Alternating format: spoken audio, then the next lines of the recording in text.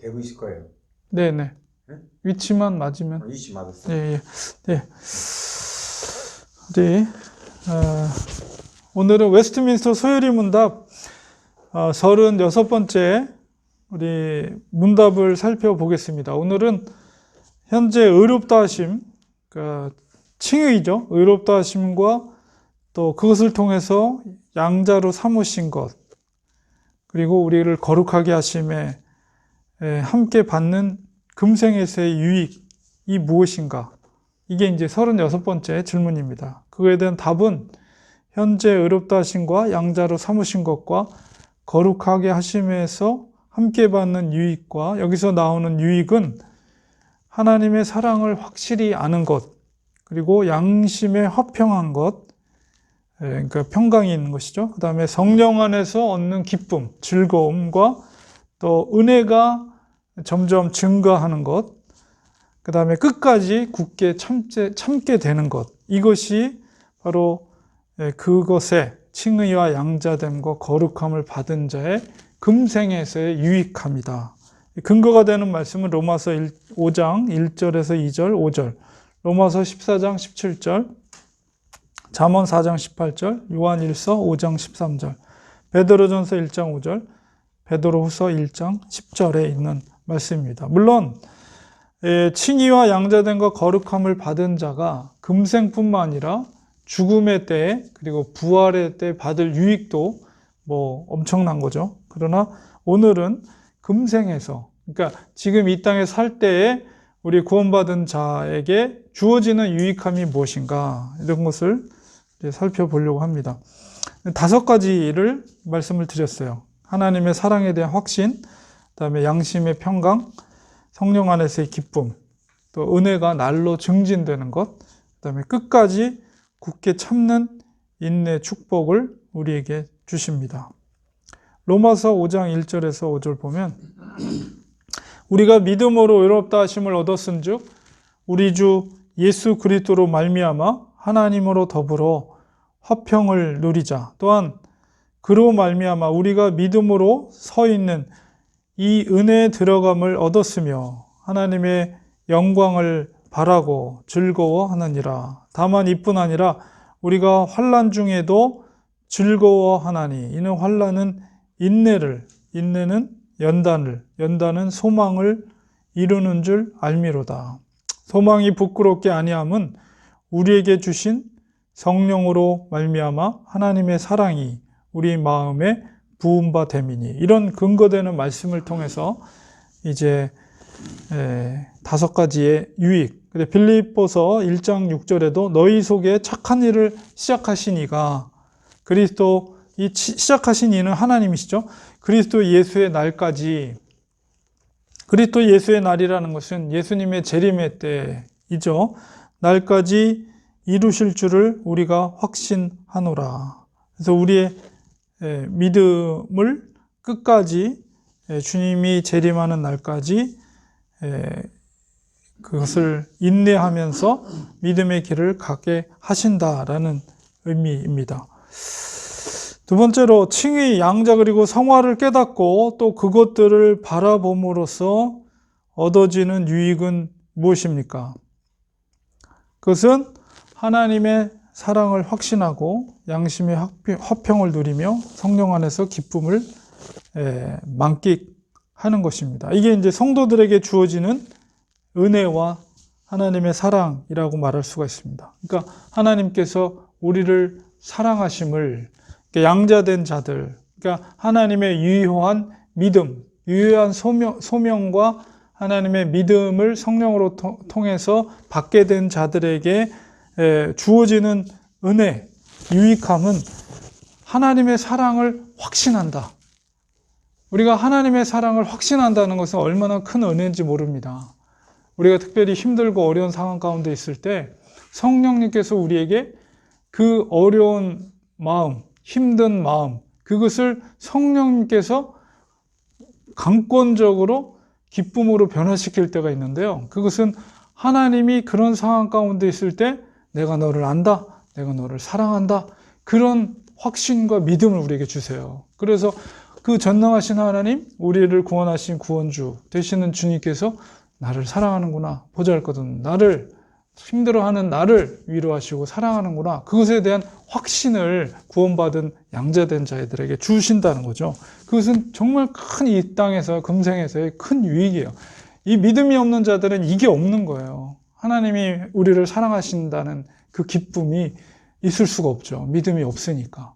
그러나 우리 믿음을 준 자들에게는 이런 하나님에 대한 사랑의 확신을 우리에게 주신다. 그리고 양심의 화평, 이 마음속에 주시는 평강을 누려요. 그러니까 하나님의 사랑을 느끼게 되면 우리의 심령 속에 우리 하나님의 형상을 닮은 그 심령 가운데 진정한 기쁨이, 그 기쁨을 누리는 거죠. 인간은 하나님의 형상으로 지음받은 신령한 영적인 존재, 다른 피조물과는 다르게 바로 하나님의 형상을 닮은 영혼이 있어요. 영혼.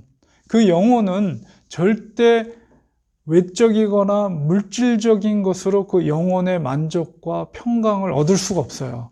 오직 하늘에서 영적으로 하나님의 그 거룩한 영이 우리를 터치할 때 그 심령이 진정한 만족감을 얻을 수가 있어요. 그게 바로 진정한 평강이에요.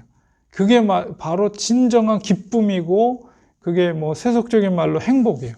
세상적인 행복으로 그는 채울 수 없어요. 인간은 영적인 존재이기 때문에. 그것은 오직 하나님이 주시는 그 사랑과 기쁨으로만이 이루어질 수가 있어요. 그 양심의 화평을 드리고, 또한 이제 성령 안에서의 기쁨, 이것도 역시 다 연결이 된 거예요. 우리의 기쁨은 외형적인, 조건적인 기쁨이 아니에요. 그래서 우리에게 물질이 우리에게 주는 기쁨이 있죠. 우리가 갖고 싶은 어떤 물건, 사고 싶은 물건, 혹은 얻고 싶은 어떤 것이 우리에게 주어졌을 때 기쁨이 있어요. 근데 그것은 굉장히 순간적인 것이고 영원할 수 없는 것들이에요. 그러나 우리에게 만족함을 주고 우리 영혼을 기쁨을 주는 것은 성령님께서 주시는, 성령의 충만한 가운데 우리 심령 가운데 부어주시는 그 한없는 기쁨, 그 기쁨을 바로 양자된 자들, 믿음을 주신 하나님의 자녀들에게 그것을 충만하게 하나님이 누리게 하신다는 것입니다. 세 번째, 칭의받지 못하고 성화되지 못한 사람들의 상태는 어떠한가? 그들은 하나님의 사랑을 거짓으로 확신할 수는 있겠으나 진정한 확신이 없습니다. 이 말이 굉장히 무서운 말이에요. 우리가 이 의미가 어떤 의미를 갖고 있냐면, 교회를 다닌다고 해서 다 구원받은 사람이 아니라는 거죠. 그러니까 교회를 물론 구원받은 자는 교회를 다녀요. 당연히 하나님의 은혜를 사모하기 때문에, 당연히 그 중심에서 하나님을 사랑하면 당연히 주께서 세우신 교회를 사랑하고 교회 공동체 안에 들어가고자 하는 마음이 있죠. 그러나 이 칭의받지 못하고 성화받지 못했다는 것은 하나님의 유효한 부르심과 성령께서 부어주시는 그 믿음의 은혜가 없는 사람들이에요. 그러니까 교회를 다녀도 소위 말하는 성령의 세례를 받지 못한 상태에서 교회를 다닐 수가 있어요. 그런 자들에게는 하나님의 사랑에 대해서 많이 듣고 성경에 있는 말씀을 보았기 때문에 확신이 있는 것처럼 보이지만, 그러나 그 영혼 속에는 진정한 확신이 없는 거예요. 다른 사람한테는 거짓말로 표현할 수는 있지만 그 중심에는 그것이 없어요. 세속적인 화평은 가질 수 있을지언정 참된 영적인 화평이 없습니다. 그러니까 그 성령의 세례, 유효한 부르심, 그 은혜가 없이 교회 생활을 한다는 건 정말 힘든 거예요. 메마르고 거칠고 은혜가 없기 때문에 그들은 세속적인 기쁨이나 근거 없는 영적인 기쁨은 누릴 수 있겠으나 성령으로 말미암는 천국의 진정한 기쁨이 없습니다. 불쌍한 사람들이에요, 솔직히.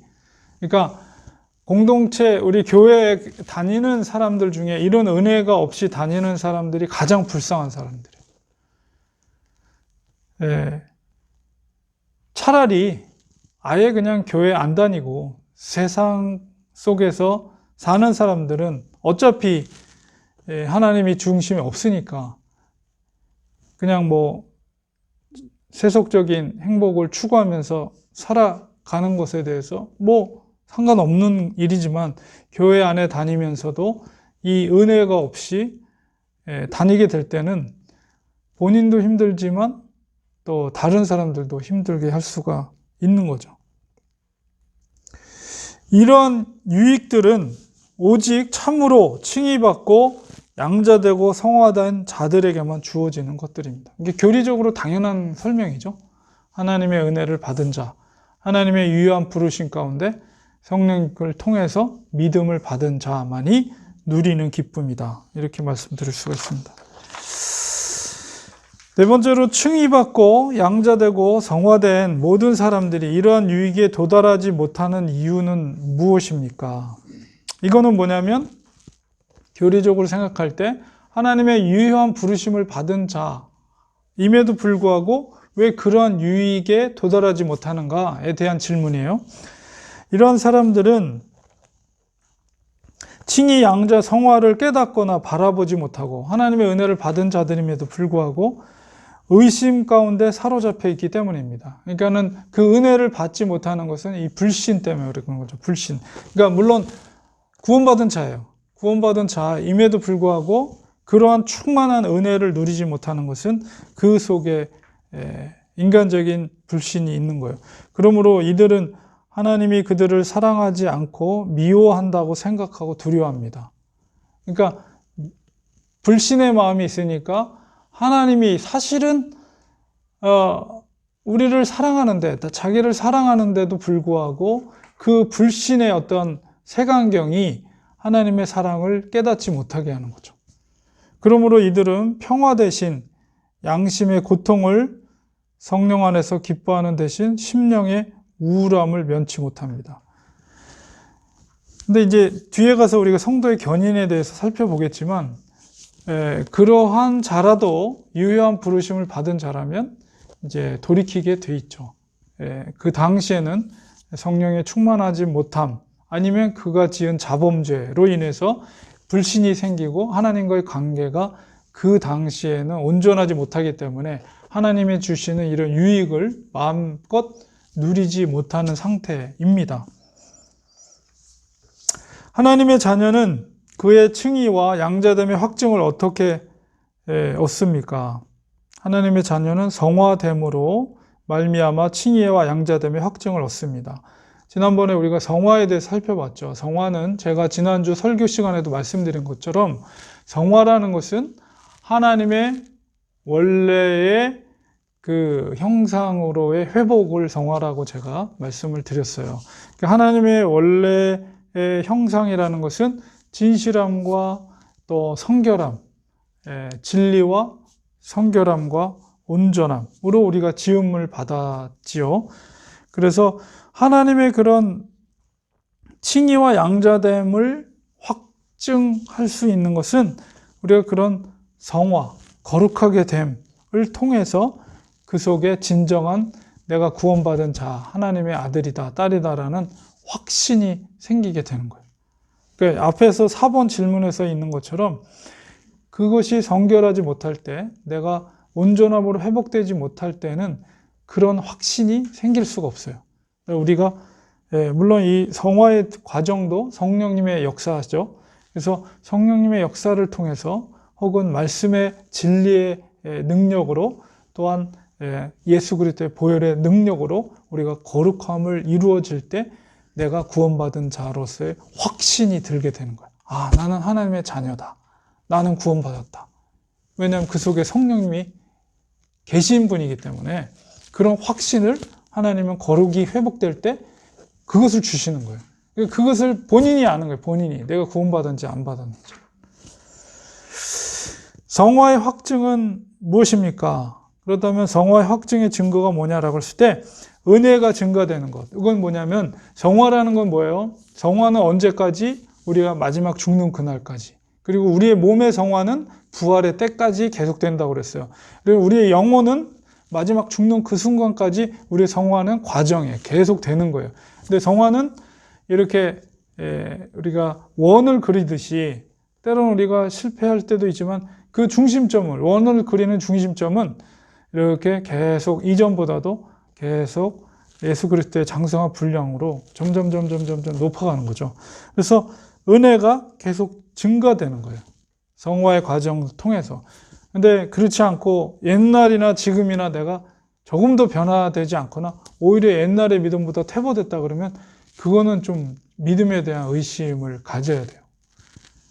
이 성화의 증거는 은혜가 날마다. 그래서 사도 바울도 하나님의 사도였지만 우리 그의 서신서의 초기와 중기와 말기를 보면 그도 사도 바울도 성화되는 과정을 거치는 것을 우리가 볼 수가 있거든요.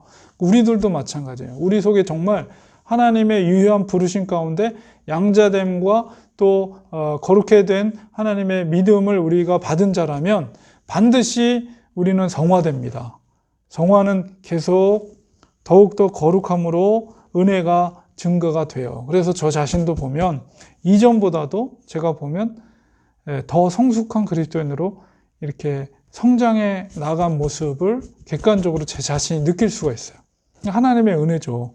내 속에 성령님이 살아계신 증거이고. 그러니까 하나님의 자녀들은 성령을 따를 수밖에 없어요. 성령의 말씀에 순종할 수밖에 없어요. 그러면 이전에 내가 잘못된 습관이라든가 잘못된 행동이라든가 이런 것들을 회개하고, 회개라는 것은 그걸 버리는 거죠. 버리고 하나님의 기쁘신 뜻으로 그것을 방향을 전환하는 거예요. 그런 과정들이 계속해서 증거가 되는 거예요. 은혜가 증거되는 거죠. 그게 바로 성화의 확증이라고 말할 수가 있습니다. 7번째, 칭의 양자 성화의 이룸에서 얻어지는 유익은 무엇입니까? 그것은 은혜가 증거되고 더불어서 끝날까지 그 믿음을 지키는 인내가 계속되는 것. 이것이 바로 유익이다. 끝까지 우리가 그 믿음이 변질되지 않고 계속 그것을 지켜나가는 거예요. 믿음을 지켜나가는 거예요.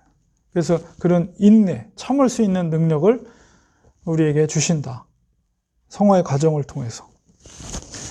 8번째, 참으로 모든 칭의받고 양자되고 성화된 자들은 끝날까지 은혜 안에서 인내하게 됩니까? 이런 질문입니다. 참으로 모든 칭의받고 양자되고 성화된 자들은 끝날까지, 여기 끝날이라는 것은 영혼은 마지막 죽는 그 순간이고 육체와 영혼을 같이 한다면 부활하는 그날까지 은혜 안에서 인내하며 천국의 유업을 분명코 얻게 됩니다. 이제 성도의 견인과 연결되어 있는 것이에요.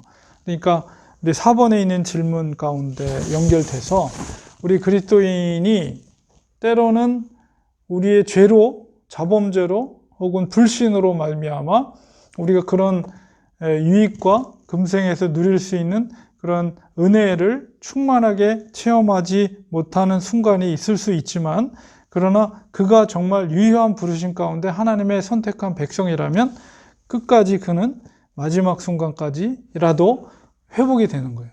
그러니까 우리가 예수님의 십자가 그 현장 가운데 양쪽에 두 강도가 있었죠. 근데 마지막 한 강도는 이제 예수님을 두둔하면서 저분이 무슨 죄가 있냐, 우리는 죄인이지만 저분이 무슨 죄가 있냐라고 했을 때 주님이 오늘 너가 나와 함께 낙원에 있을 것이다. 그 이전까지는 강도짓을 하면서 강도로서의 삶을 살았는데 마지막 십자가 그 죽음 앞에서 그는 구원받았잖아요. 그러니까 그는 그 이전에는 그 은혜를 몰랐다 할지라도 이미 창세전에 하나님께서 그 영혼도 택하신 백성이라는 거죠. 그러니까 하나님의 준비된 때 마지막 예수님과의 그 죽음의 그 자리에서 그가 구원을 받은 거예요.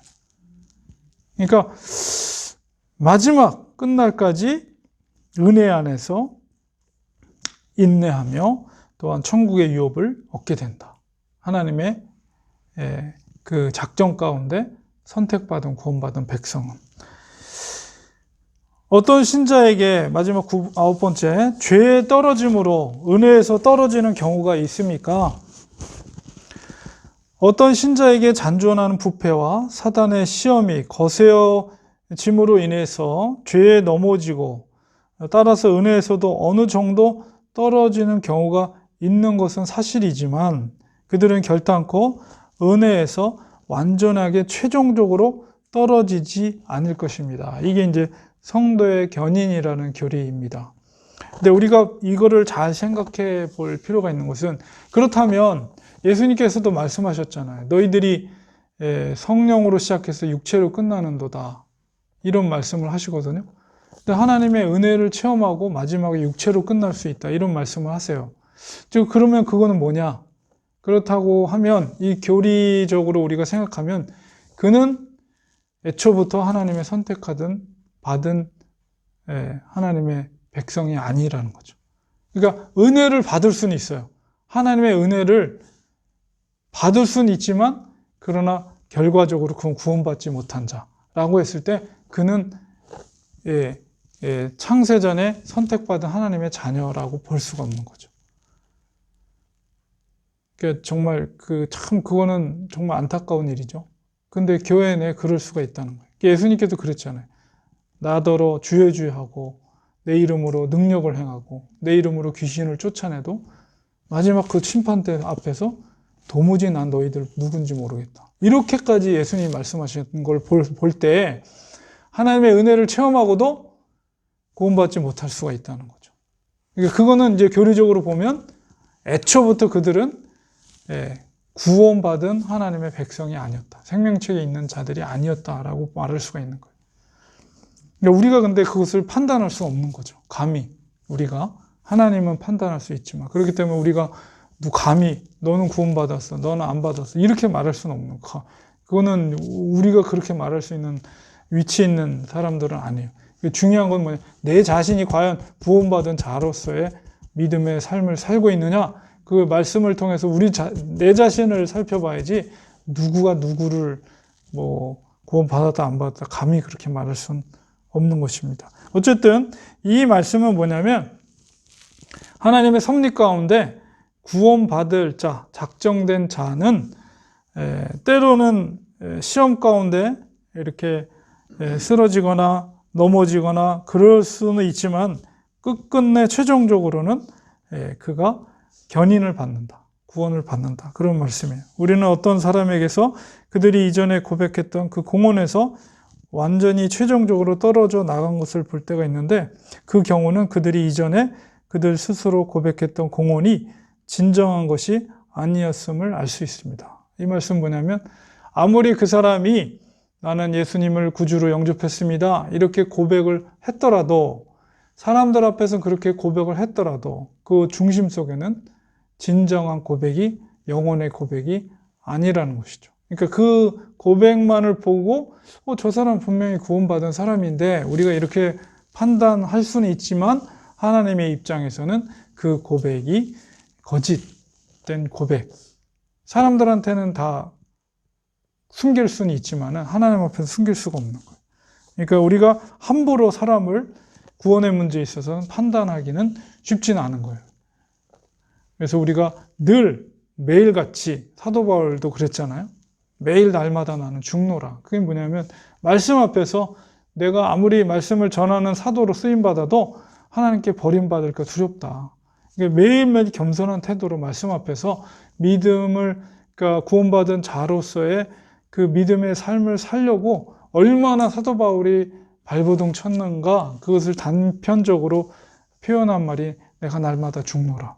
그러니까 우리가 그런 사도 바울의 믿음의 태도를 가져야 되는 거예요. 그래서 항상 나는 구원받았으니까 난 안전해 라는 교만한 태도가 아니라 내가 버림받을 수 있다라는 어떤 그런 절박한 심정을 가지고 날마다 내 자아를 죽이고 말씀 앞에 우리가 믿음의 길을 간다는 것은 이렇게 단순한 문제가 아니에요. 그냥 나 예수님을 구주로 영접했어요. 이렇게 말하는 것으로 구원받은 게 아니라니까요.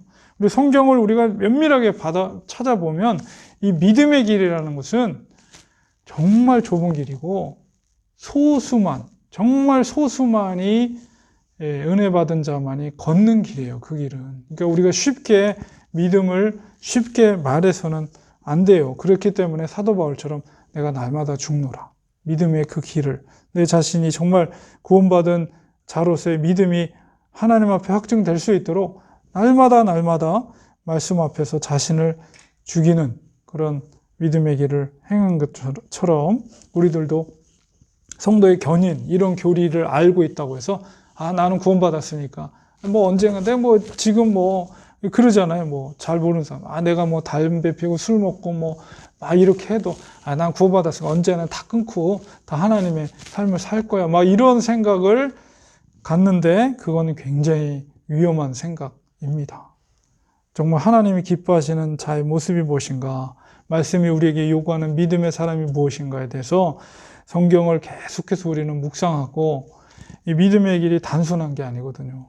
그래서 우리가 그 믿음이라는 정의를 그냥 딱 한 구절로 끝나는 것이 아니라 믿음이라는 정의를 신구약 전체가 우리에게 요구하는 믿음의 삶이 있거든요. 그거는 정말 간단한 문제가 아니에요. 그래서 우리가 말씀 앞에서 늘 겸손한 마음으로 믿음의 길을 행해야 됩니다. 요한일서 2장 19절, 저희가 우리에게서 나갔으나 우리에게 속하지 아니하였나니 만일 우리에게 속하였다면 우리와 함께 거하였으려니와 저희가 나간 것은 다 우리에게 속하지 아니함을 나타내려 함이니라. 그래서 하나님의 속한 백성인가 아닌가, 교리적으로 우리가 살펴보았습니다. 특별히 오늘은 웨스트민스터 소요리 문답 36번째 질문으로 하나님의 유하신 부르심을 통해서 우리가 의롭다함을 받고 그 의롭다함을 근거로 해서 하나님이 우리를 양자 삼으신 거예요. 그리고 우리를 거룩하게 하신 거죠. 그런 선택받은 자에게 금생에서 누릴 수 있는 기쁨이 무엇인가, 우리가 5가지를 우리가 살펴보았습니다.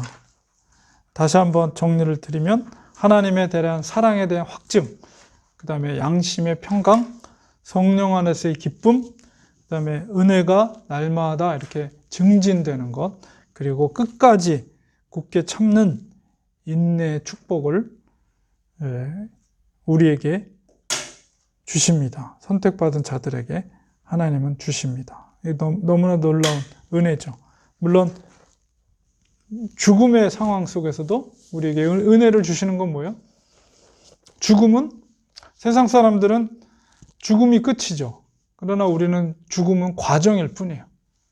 구원에 이르는 과정. 그렇기 때문에 죽음은 우리에게 오히려 기쁨이에요. 기쁨이고 하나님의 영광이다. 그리고 이제 부활 때 우리에게 누리는, 양자된 자들에게 누리는 기쁨은, 그 부활은 이 절망과 저주의 부활이 아니라 이 하나님 앞에서 영원히 살게 될 그 몸으로 우리의 영혼과 몸이 결합이 되는 거기 때문에 그것은 영광된 부활이다. 예수님의 부활처럼. 그것이 바로 우리가 누리게 되는 유익이에요. 얼마나, 사실은 우리가 우리의 근본적인 존재와 목적과 삶은 바로 여기에 있는 거예요. 우리가 근데 너무 이 세상에 우리의 마음을 빼앗겨서 우리의 근본적인 그리스도인의 존재를 우리가 잊고 사는데, 아무리 이 땅에서 우리가 산다 할지라도 우리의 존재 목적이 무엇인가를 항상 생각하면서 우리 아이들에게도 그렇고 자녀들에게도 그렇고 우리들도 믿음 생활을 할 때 그런 그리스도인들의 존재의 분명한 목적을 가지고, 그 최우선의 우선의 목적을 가지고 우리는 살아가야 합니다. 오늘은 여기까지 하겠습니다. 기도하겠습니다.